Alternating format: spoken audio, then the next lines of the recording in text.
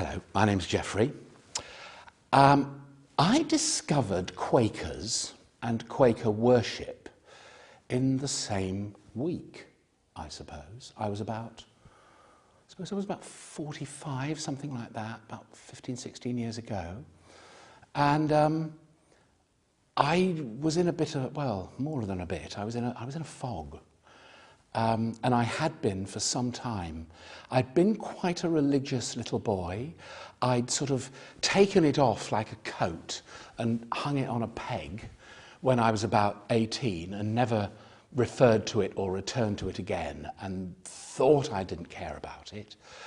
And I found myself really knowing that I needed something, not really knowing what I needed, not really having a clear idea, probably very much actually, of who I was. I was just sort of doing lots of stuff and not really having a sense of what it was for.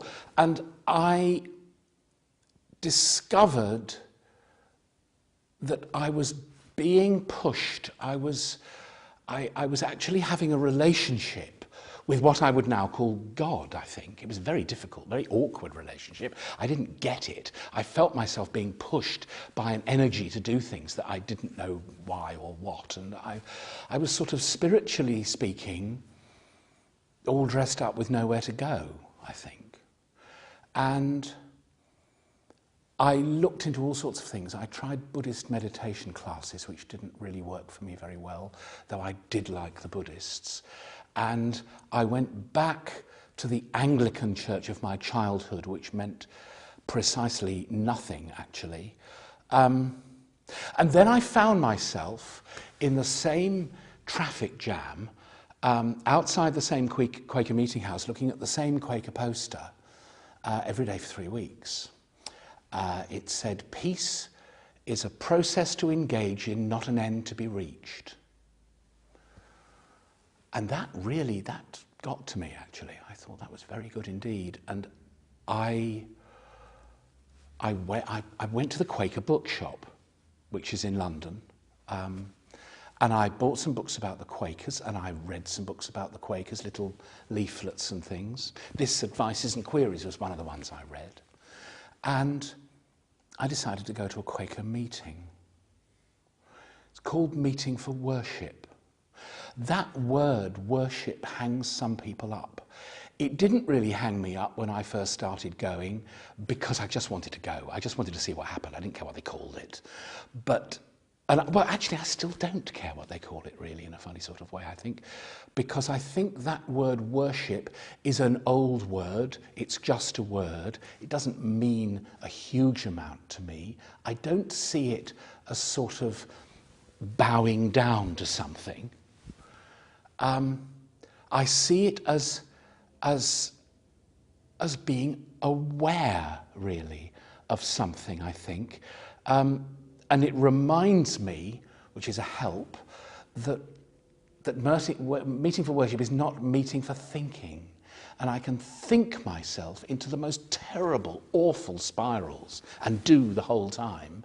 And a meeting for worship is a wonderful respite from that, if it's nothing else. Actually, I think it is much more than that.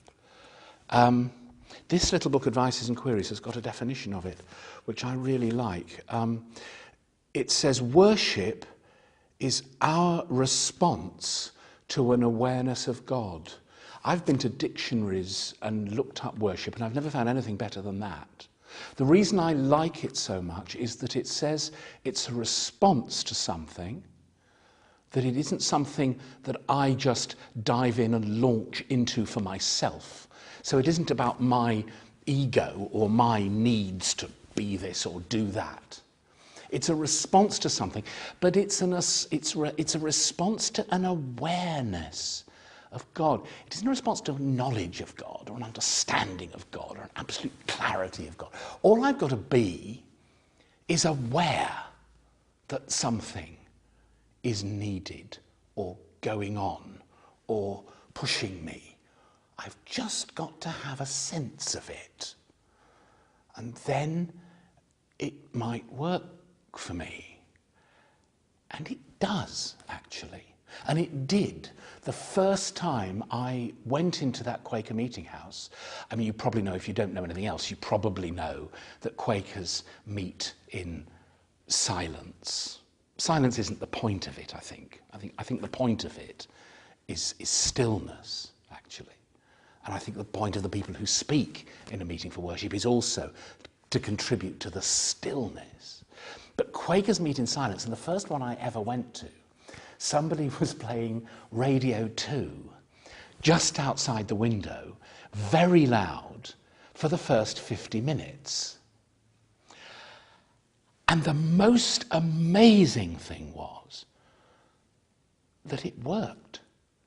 There wasn't the silence, but there was the stillness. And it's addictive. And I keep going. I have a feeling I'm going to keep going for really quite a long time yet.